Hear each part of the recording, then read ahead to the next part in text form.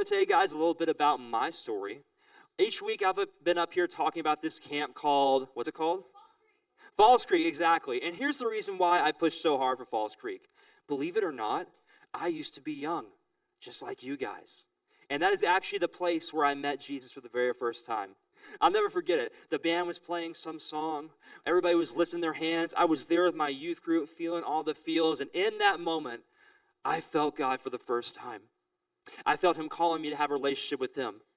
I was 16 years old. I was a freshman in high school going into my sophomore year, and I went forward and I accepted my life in Christ. And I want you to know, if you guys have never had an encounter with Jesus yet and started that relationship, man, Switch is a great place to start that relationship, but Falls Creek is a great place for a week. You can learn what it means to follow Jesus, grow closer with each other, and most importantly, the one who can restore your life. So I went to Falls Creek. I had a great time with some amazing youth leaders that poured into me. On the last night, I gave my life to Jesus, and I was so excited that I gave my life to Jesus. I was like, man, yes, I got it, baby. I got a brand new believer's Bible. I get to get baptized when I get back. I'm just so ready to share with everybody the fact that I gave my life to Jesus. Like, I was so thrilled, man. I couldn't wait to do it. And so what happened was I got back to school. School started up in August, and I was like, okay, God, I remember the prayer I prayed, right? I said, God, when I get back, please just give me someone to pour into. Give me somebody that I can share the gospel with. Somebody that I could tell about Jesus so people can come to Falls Creek with me and they can learn what it means to follow you. But you see, the road and the way that Jesus was going to get me to lead somebody to Jesus was kind of rocky, all right? It's kind of interesting. So picture this. I go to school on a Monday. It's like 4:30 in the morning. And I was going to wrestling practice. Any wrestlers in here, by the way? Wrestlers? Yeah, there you go. You guys know what's up. Love it. And girls. My bad. You see, I love wrestling so much because you're able to compete individually. But it's 4:30 a.m. I'm sitting there lacing on my shoes and getting together, and I'm just groggy as ever. As I'm sitting there, just getting ready, putting on my shoes, all of a sudden I look up and I see this like fist in slow-mo. Like, you know those movies where it's like, and it's like really slow? You know what I'm talking about? Yeah? Just nod your head if you know what I'm talking about. Okay, good. We're on the same page. I look up and I see one of these slow-mo fists coming towards me. And as it's coming towards me, I freak out. I'm like, oh my gosh. And I turn and it goes, bam! And it slams into a locker next to me and dents it. And I look and I see the guy that does this. He's like, ugh, I hate everything. And he walks off. And as I'm sitting there, all of a sudden I feel a little tap on my shoulder. But you see, non-Christians in the room, I'm not talking about a physical tap. Christians in the room, you know what I'm talking about. I kind of had like a spiritual tap moment. Christians in the room, you guys ever had like a spiritual tap before? Like, you know God's calling you to do something that you just don't exactly want to do because you're comfortable being in your bubble, but you go, God's fixing to pop that bubble. That was me in that moment. I saw this guy, his name was John. After seeing him punch a longer and dent it, I decided to give him a nickname. I started calling him Kamikaze John because he had anger issues. That's why, Kamikaze John, KJ for short. Anyway, I'm sitting there and the Holy Spirit kind of taps me. He's like, hey, you remember when you prayed that prayer to me at youth camp this summer? What are you talking about? God's like, you know, the one where you said you want to share your faith and everything and get to know people and whatnot and like share about the joy and the good news that I've changed your life. And I'm like, oh, yes, that one. He's like, him. I'm sorry, God, what? Him. Kamikaze anger issues guy. I want you to lead him to Jesus. And when I heard that, I was like, no, God, like, not that guy, okay? He dented my locker. He almost punched my face. He kind of smells bad. Like, God, I do not want to talk to this guy about Jesus. There is no way that I am doing this. Have you guys ever felt that way before being around people? Be honest. You just didn't want to talk to somebody for whatever reason. It could be because they're jerks to people. Maybe they bully you or bully some of your friends. Maybe you've met somebody like that even in your family. They're just angry all the time, right? They're your little sibling. They just bust down your door in your bedroom and fart in there and just walk off for no reason. Why do siblings do the things that they do, okay? Look, we all know somebody that's walked into our life or walked up to us and has done something that we don't like.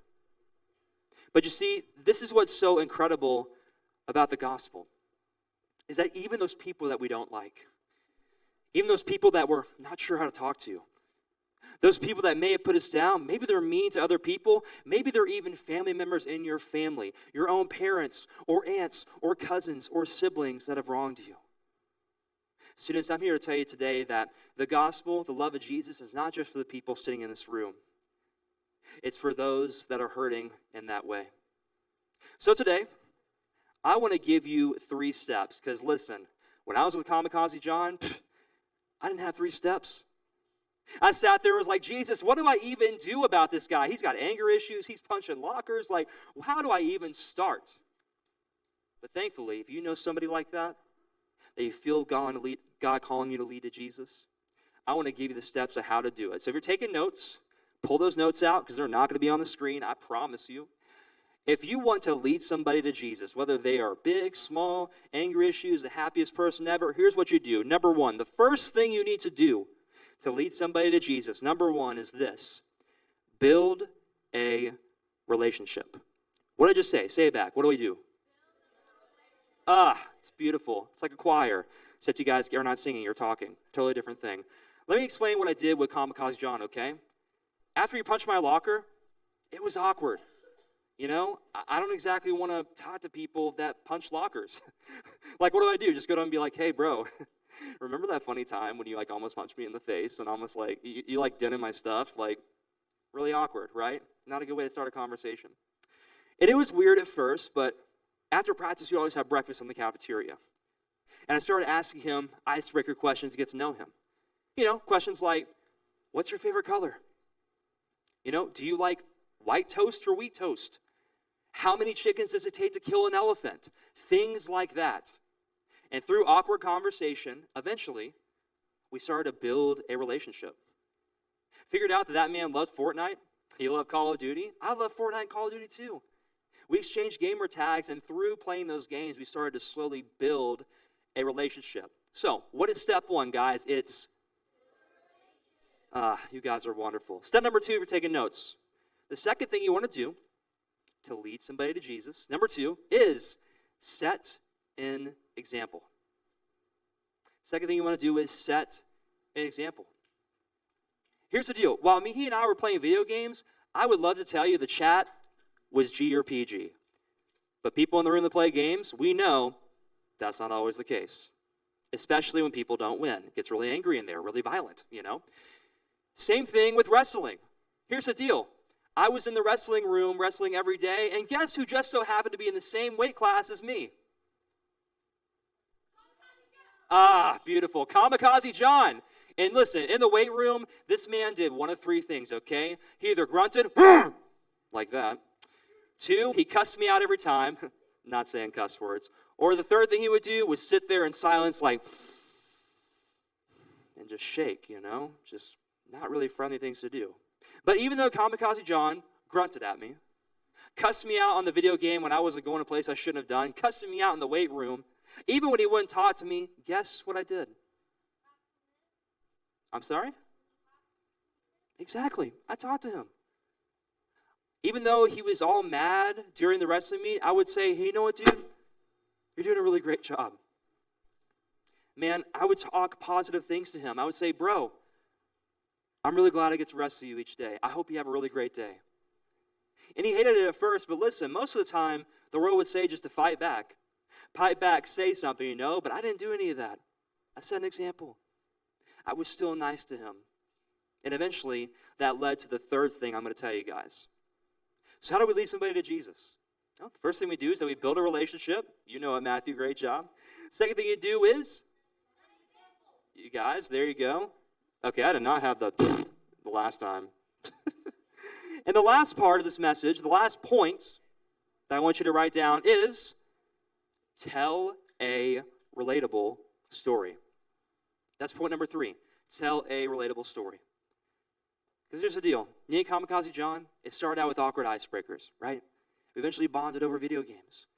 Then from there, even though he was angry, punched some more lockers, beat me in wrestling, was super upset, I was nice to him. I believed the best about him. I chose joy even when I didn't want to. And eventually, after doing that, it led for the time that we were able to tell a relatable story. And see, this is the part that sometimes can feel forced. But because John and I had gotten to know each other so well, eventually we started talking about our feelings, which as a guy is not always an easy thing to do, but because we have built that trust and that friendship, we were able to. And what I figured out about John is that the reason why he was so upset, the reason why he was punching lockers, why he was cussing out, getting so angry just vigorously for no reason, was because his parents had actually separated recently. And that was really hard on him. You know, his dad was actually in the military, was gone for 9 months on end, doing orders, going all these places, and all of a sudden dad came back and he left. And I'll be honest, I've never exactly struggled with that myself before. But the one thing I was able to relate to and be like, you know what, John, I'm so sorry that happened. And even though I can't relate to a parent leaving, I can relate to my dad giving into his addictions. I can relate to my dad giving into his addiction of drinking too much, of being passive-aggressive and just mean to my family growing up. And see, because we were able to relate in those moments, those feelings being exchanged, it turned into trust. Because I took the time to build a relationship with him, John trusted me to have that conversation. And after having that conversation, because I set an example, the question that John began to ask was not why his life is so terrible, not why these things happen.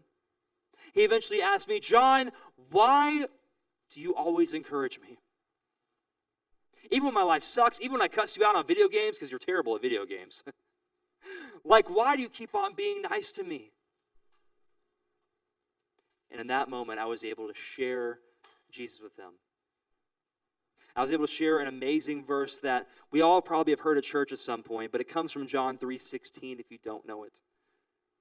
And I said, the reason why I'm so nice to you, John, the reason why I care for you is because God so loved the world that he gave his one and only son, Jesus, so that whoever believes in him will not perish, no matter what your dad did, no matter what struggle you're going through every day, what people say about you, what your family says about you.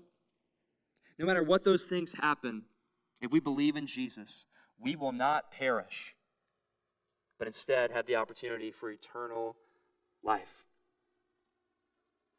Now, you guys, I would love to tell you that conversation happened in 3 days. I would love to tell you that, but you guys want to know how long it took for John and I to have that conversation?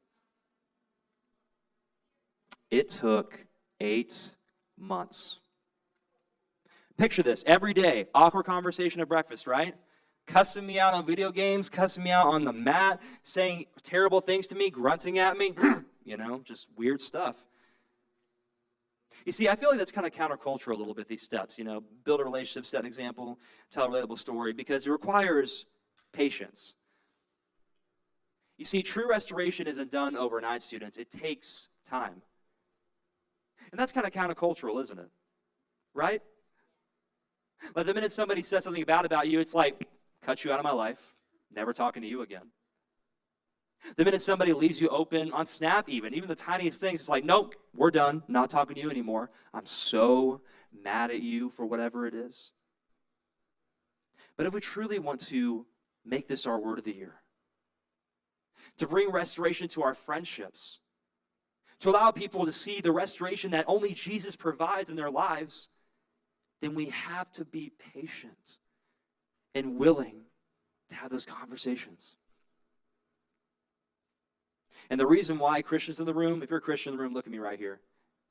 The reason why you should be patient to lead somebody to restoration in Jesus is because there's people in your lives that were patient enough to wait on you to get to Jesus. There's small group leaders in this room that have waited patiently for years, invested in you for years to get you where you are today. Family members, youth leaders, coaches, people in your life that have been working and leading your restoration, even when you didn't have it figured out. Here's what's so cool about John. I want to wrap up with this and give 2 challenges. What's so cool about John's story is that after 8 months, I kept on asking John to come to church with me. Eventually, he said yes. And it wasn't an overnight thing. This process took about 2 years after the 8 months. But eventually, John came to church. He went to Falls Creek with me. And guess what, guys? Just like I accepted Christ at Falls Creek, he accepted Christ too. Then from there, he came back and started attending church with me, and he found an amazing community where he can grow even deeper in his relationship with Jesus. In fact, John didn't stop there. He eventually went public with his faith and actually was baptized in front of the entire church congregation, saying that I am no longer letting these things hold me back. What my dad did, my anger hold me back. I'm letting Jesus transform me, and he went public with that. Y'all, John began serving. He began giving, tithing in the church. But here's the best part. John started sharing his story with other people. And he was able to bring so many people in the youth group. And I love to tell you that they're all following Jesus. Truthfully, I don't know, but all because of that simple word, restoration. All because of the work that, listen, I didn't do anything, okay? God did the work. Let's be really clear here. All because God did the work and saw a need to restore John's life. Now John is out there restoring other people's lives. And listen, restoration is not just limited to me, Kamikaze John, or any of that stuff. Restoration is available to you today. There's a reason why I gave y'all keys around this necklace, y'all. There's a reason why this is important. It's not just to look cool and have a necklace, okay? The reason why is because I'm giving you the keys.